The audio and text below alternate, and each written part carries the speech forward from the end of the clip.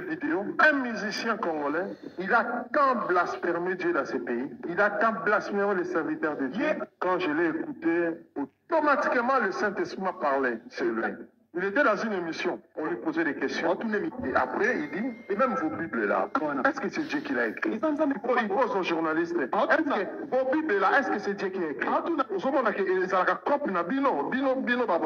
Parce que quand il dit ça, le Saint-Esprit me dit, j'ai détruit la vie de cet homme. Il a tant joué avec mon nom, maintenant j'ai mis fin. Il va souffrir avant de mourir, au moins qu'il se répand. C'est un grand monsieur dans ce pays. Si vous écoutez ces propos, vous sentez qu'il y a l'incarnation de Satan qui parle en lui. Mais Dieu lui montrera que c'est lui qui détient les souffles de tout être humain. Yes. Parce que la parole ici peut frapper à n'importe qui et peut faire pleurer n'importe qui.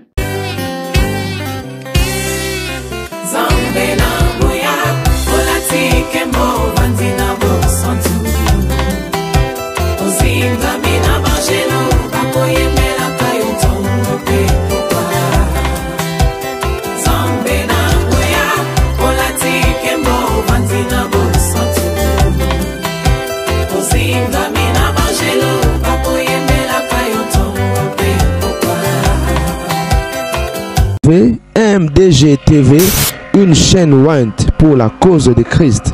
Mafuta Yasika, Mafuta Yasika, Mafuta Yasika.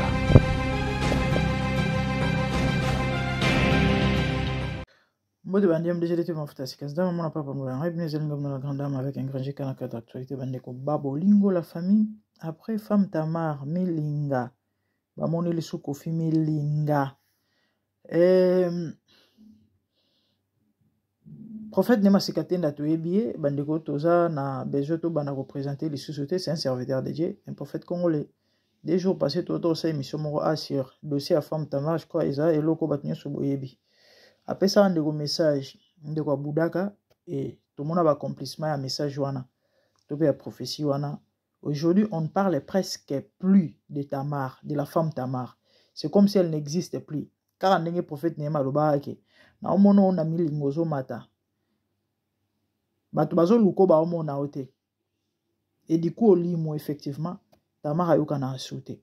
Même dans les réseaux sociaux, ayuka na asouté. Certainement, les gens diront, peut-être à se retira, pona, oui, mais accomplissement, prophétie ou pas. Alors, prophète Nema Sikate d'après ce message pour na Kofi Olomide. Alobi boye. À la bano la émission, il y a Kofi. Kofi azoloba. Azotuna ba journaliste parce que batuna ke marambo nzambe atuna ba journaliste soki bible nzambe mutakoma lobi jamais nzambe te mutakoma eza cop ya ba pasteur et pendant ka bande ko loba bongo ainsi dit ebimi nzambe lobi na mosali na yeke j'ai détruit la vie de cet homme et nzambe bakisi que avant Kofi akufa a souffrir ya kosaranate parce que ça na komba nzambe mingi a blasphémé comme on dit, bande ko bolanda ngai awa na ebite so prêter attention na mambonga na lobaka. Na auto ça l'émission moko sur Kofi Olomide, je crois que 2 semaines et koki même pas. Je vous ai dit que cet homme c'est un blasphémateur nana monate. Na yebisaki bino que Kofi Olomide c'est un blasphémateur numéro 00. Alingi ko critiquer basala nzamba li ko finga nzambe tope kombo Yesu na ndenge ya kosakanate. Récemment, Kofi Olomide, poka na ebite, j'ai perdu des vies, j'ai on a joué battu sur les places nene. Azo seka, na émission mora lobi. Oh, namune mukonzamboka, abengise ba pasteur babonde la pona guerre mamboguerre. Bon monte que simbite, qui bazo seka. Ça c'est se moquer de Dieu. Nana ngo ebisi eke, ba pasteur nde babonde la kiwana, comme guerre ezakaka et simbite. Fonctionnement nzambe na bato de la ndenge morote. OK? Na Congo na guerre Congo aussi laka et moko ya ba réseau to ya ba cause eza ba prière to sala mikolo nyonso pona mboka wana exaucement et dépendant na nzambe e nzamba za na balolenge na ya kosela makambo et soko sambeli pona likambo omona ke citation ezaka modèle ezali ezaka constant et ngelo bateke nzamba yo kité il y a des raisons o nzambe des fois permettra likambo neti guerre à Congo wana quelque part, la volonté de Dieu est en Kati. Quelque part, Marambose est belle. Mais c'est qui est vrai. Congo Kozala restaurer un jour. Pourquoi? Parce que Congo Zambo Kananzambe. Namoni Batumusuna ba commenter au Kofi a raison. Si Komi Mabeni Nangwa lobby, ils ont juste à poser question. Yes, si Katen n'a modir. Non. Si Katen n'a modir, il faut qu'on ait aussi la part des choses. Donc c'est normal, hein, bateau païen, de banza mette ba comprendre te. Si Katen a clair, a précis, a lobby bien. A préciser, a zolanda pendant kabaneko yoka ye koloba. Ainsi dit Ebimi. Donc c'est Dieu qui a parlé. Il faut qu'on ait une différence ezalaka. Na maloba na nzambe, na maloba ya mutu. L'ainsi dit l'Éternel, eza eloko mususu. L'ainsi dit ya prophète, to ya mutu, eza pe eloko mususu. Eli akangaka lola, nzambe te mutu alobaki. Akangi lola alobaki te qu'ainsi dit alobi, si ce n'est à ma parole. C'était la parole d'Élie. Et étant prophète, il avait aussi le pouvoir. Tout comme un prophète a aussi le pouvoir de déclarer quelque chose et qu'il s'aime la vie à Moutou. Mais awa eza ainsi dit, c'est Dieu qui a libéré la parole. C'est ça la différence. La famille, je vous ai dit dans cette émission, na ebisa imno getato osuka mabe. Na ebisa ki bino ango ke Koffi Olomide avant kufa a osuka mabe tata oyo parce qu'a fini nzambe trop, a blasphémé trop. Une fois dans l'année émission de Mora Lobi, rôle ya église ya ba pasteur ya amona angote basala musa nini atuna so basala musa elo nini ya malonga église salaka église de réveil salaka. En fait batu mususu o baza peut-être charnel ou encore dans maîtrise na ba molumbo te ba comprendre te surtout ba fan o bazana ba encore sur linga mutu di quoi défendre mutu wana na harmonie so. Tant le prophète n'est pas sikate dans le balobi boy. Tant que vous voyez l'incarnation du diable. Exactement. Il est l'incarnation du diable. Il ne peut que combattre le royaume des cieux et défendre son royaume. Si simple que ça. Il y a un bon moni babilo qu'on a exaté parce que a évité Genzamba zate. Ou encore azotu na ba question parce que a évité non. Il sait que Nzamba existe a évité que Jésus est puissant. Mais n'est pas serviteur du diable. Il ne peut que faire ça. Parce que tu belé ba na ba bon côté. Ba mon ara que non est côté mais non, il a juste posé une question. Non, c'est pas ça. C'est pas ça. Aïb ma amnia zo sala. Aïb ma amnia zo sala. Mais nzamba ola ki saye ke nzambe ba sala na anete. Nzamba ola ki saye ke via muto dépendant na maboko nzambe. A moins ka bongo la motema. Bolingo nzambe ne ya ngwana place na linga nzambe. So sali maba obeta yo. Mais so reconnaître ka nzambe abikisio. Donc na robeta na nzambe robeta ye. Et aux appels de la repentance pour naïe soki akolinga. Kopé sa vine naïe soka contraire. Kokufa naïe ozala. Et aokenesika a passé. Ah oui, hein, parce que le salaire du péché c'est la mort, dit la Bible. Koffi, un grand blasphémateur numéro 00, même na banzembo naïe, et bandi le lote. Koffi na banzembo naïe, moussane ko blasphéma comme banzambe, ko finga comme banzambe. Na banzembo belé, à l'époque tant ozo kana ba musique wana. Koffi na nzembo je crois na lobela ngo awa na nzembo ya oyoyo na album ya Efrakata ezara nini ekachaka Efrakata whatever Efrakata je crois non attends yango wana certainement na nzembo ya effervescent oyo ekachaka Koffi ayemba kote mwa lobi nzambe ngana tunana nani osala ba merveille éclipse solaire sanzana moi azo décrire création. Alobi bien zamba akeli mokili akeli nyonso alobi bazamba na bibele bisobe na nini. Albaki si alobi kasi ozalaki satisfait wana nzambe après avoir tout créé nzamba zalaki satisfait alobi jusqu'à ce que oya kosala ekachaka. Quelle insulte, quel blasphème à Dieu. La Bible dit Dieu après avoir créé, il vit que cela était bon. Mais ce monsieur va dire que Nzamba après avoir créé, Azaki satisfait donc Azaki bienté jusqu'à ce que ça là est Kachaka. Qui est Kachaka? Et Kachaka sirène. Ça c'est insulter Dieu. Ce qu'on va dire qu'on a nion sur bat baébité. Et il n'y a pas que ça. Ah blasphème kanaye nandenga kosaranete na banzembone komba Nzambe donc il y a des gars. Il y a grave. Et neti eloko nyonso ezalaka ne bandeli pe na suka akuta na Nzambe. Soki akozala se ressaisir à se repentir aux amalamu mais soit se ressaisir te et aux a pas sipé maraponaï. Et on a profité na lo bana bateau yo, bolanda abiso. Au moins na vie, si on vivre longtemps, aux a l'aéré, banganzambe. Na ko banganzambe wana, bimisa zolo na yo, tope longola zolo na yo, na mambo itali kombo nzambe. Buzo ba ventir, ba bêtise, na mambo itali bonzambe. Kofinga basali nzambe, na mambo ta musozo maîtriser na yote. Kofinga mambo nyonso ezo concerné bonzambe, l'église de Dieu, ce que les serviteurs de Dieu font, et bamateya ba pasteur parce que ça na bato mususu, mine de rien, akutenga mosala nzambe bataoteya na ndo fingai. Ba congolais tout le monde a bloqué na trop aventurer, voyou, bino balanda bato yo. Ayebiete, kapo amonia zoteya neti et to ba fo ngo batonda partout, du coup tu commences à insulter une personne. On ne peut pas parler de faux sans qu'il y ait de vrai. Bien que bakoma roluka. Muto okeno finga na ta mususu, azana e faute. Et oyebiete, et du coup tu commences à insulter Dieu. Ba mikolo leki na sala émission mo sur bande ko na biso mo ya babokoko. Bato ba kota TikTok mingi, ba yebi ezana kiri ya bato mo ya babokoko. Ba defira Yesu trop na ma nzambe ko finga ba pasteur mususu na sala émission awa. Ezana mwasi moko. Ya matela même ba pasteur na ba live. Ferme ta bouche. Toi imbécile. Ozo koko sabatu. Bande ko na ngai. Tozana mukili ya na babenga ngone. Ya mutu nyonso ana liberté.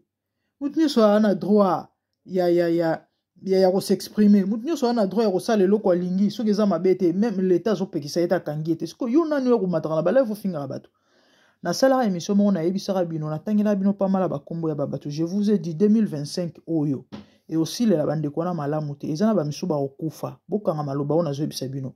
Bata bokoko oboyebi na TikTok wana oba defira kombo nzambe ba finga kombo ya Yesu. Baze ebele boyebi bango. Na émission na tangela bino memba kombo na bango na tshela bino memba image ya ba biloko basalaka. Ane o tito koma na décembre émission ba okufa. Ba ozana ngolu, ba okuta na ba réalité to be ba problème ba complication o esala ke ba opesa vino bango na Yesu et bango nde ba kozala, ba kozala ba témoignage pour na ba misusu batikali. Ah oui, Dieu fonctionne comment? Comme ça. Nzambe atambolaka bongo, nzambe soki manquer respect, tolo bango bongo. Biso bata mokili so ba manquer yo, tu as le pouvoir de réagir d'une manière ou d'une autre, tu vas le faire. Avec Dieu aussi c'est comme ça. Nzambe azara master mutute. Nzambe basara na anete do so manquer nzambe respect. So lo botele melai. To o sala ba bilo moko di jarnet o kite nzambe. Parce que nzambe to mona na nzela basali na ye. Nzambe to mona yena bandenge bele. En tout cas okutana na ye ozwa makambo nzamba gogolaka e bandeko wana na oya ana osa émission na kozongisa émission ya kalana na koluka ngo na koyebisa bino ke bandeko vous rappelez-vous na salara émission mo awa na lobara na bino boye ta mambo bandeko kisama. Ah oui, on ne se moque pas de Dieu. Donc je disais na vie si on vivre na yoza no ere et banga nzambe, OK. Soro moni ke yo ba mambo ba église ba marote ba mama le kana yo qui peut mambo na mususu ko ya ko finga ba sala nzambe te ko ya ko kotsa zolo na mambo ta l'église te ko ya ko loba mabe na kombo Yesu te to ya Bible soki pona yo Bible za mambo lokuta to Yesu ezalaka ba jea mindele ba funda ba créer so ba sani pona wa ko arnaquer Afrique wana ezali yo. La Bible que vous voyez c'est une puissance. Ezama loba na nzambe bachana ba écrit soki yo ndima ngote tampi eza yo, mais il y a des gens comme nous là to expérimenter nguye eza na maloba wana ya kosakana te to expérimenter nguya ena maloba wana ya kosakana te na maloba nzambe ya kosakana te yo benga ba illusion yo benga onyo so benga o tampi ezali yo biso to expérimenter maloba wana. Nous nous croyons en Jésus, mort et ressuscité. Ou avant de droite à père, après ça a beau mourir. Mindele ba yela biso yango oui. Ce qui pona bango ezali po ba ko arnaquer biso, mais moi je dirais que les anzela nzamba lekelaki poto yebaye. Ah oui, c'est ça. Toute chose concourt au bien de ceux qui aiment Dieu. Pona ba nzamba pona, nzambe nzela nyonso akolekisa yo et pokuta na po salo bolamu. C'est ce que je peux dire. Donc Koffi Olomide à s'attendre na milinga ndenga zawana. Encore un message n'aimé ou mela. Et vous me l'avez Kalate milinge ko banda awa. Abonnez-vous massivement si MDG de TV Mafuta Yasika. Activez la cloche pour ne rien rater, commentez, likez, partagez. Et nos émissions, le Seigneur ne manquera pas de vous bénir les bonnes choses. Merci, au revoir. Bye. Il a tant blasphémé Dieu dans ce pays. Il a tant blasphémé les serviteurs de Dieu. Quand je l'ai écouté, automatiquement le Saint-Esprit m'a parlé. C'est lui. Il était dans une émission, on lui posait des questions. Et après, il dit, et même vos Bibles là, est-ce que c'est Dieu qui l'a écrit? Il pose aux journalistes, est-ce que vos Bibles là, est-ce que c'est Dieu qui l'a écrit? Parce que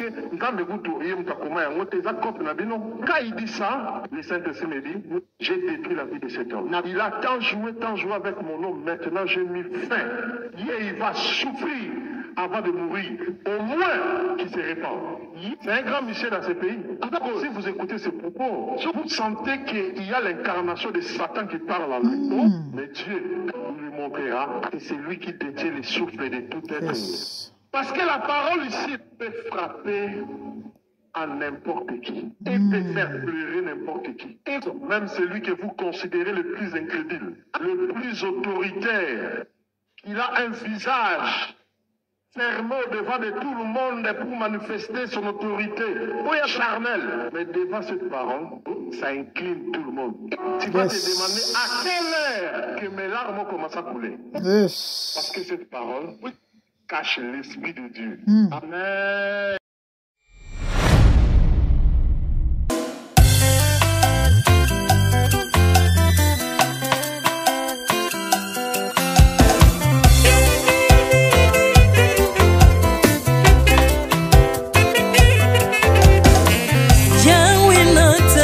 Mokili yo na monite natangi na histoire ya monde na monite naluki na yemba pete toze pour passer Seigneur je n'ai pas pris non plus entendu parler oui ako kalala yo Yesu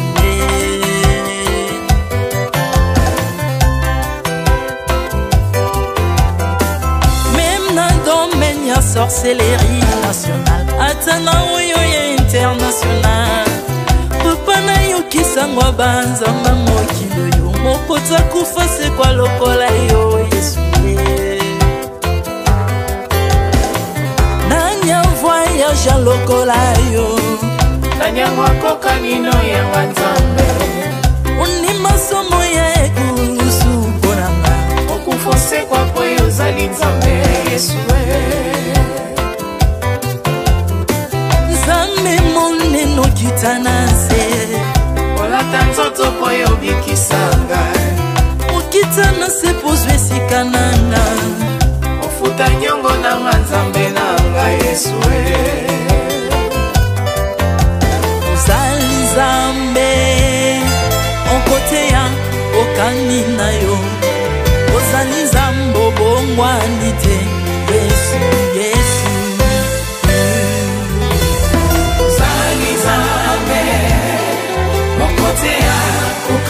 na yo uzali tambo bongwani te Yesu Yesu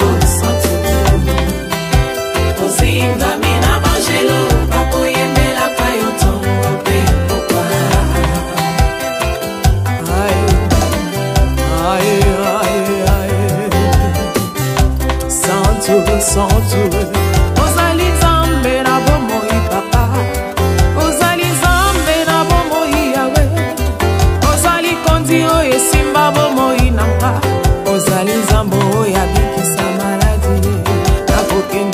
nzambe soki na yo te ikole vandelo na yo mabele nyatelo na yo ozali nzambe ozali nzambe ozali nzambe mokote lokola yo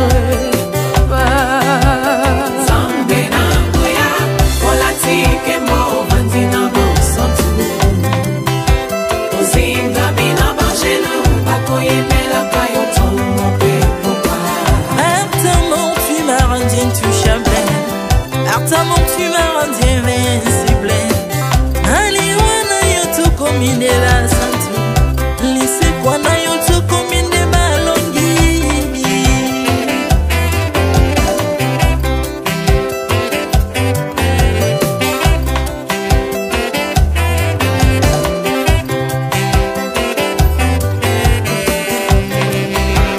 nzambe na ngoya olatike mo vandina bosantu ozinga bina bangelo bakoyembela kayo ntongo pe popa nzambe na ngoya olatike mo vandina bosantu ozinga bina bangelo bakoyembela kayo ntongo pe popa Autrefois ngai nazalaki binzo ndoki akolianga lolenga lingi mes personnes sont dans ces métamorphosés osimingo sambwe maladie na miso olengo bebi naza toxique grâce à lui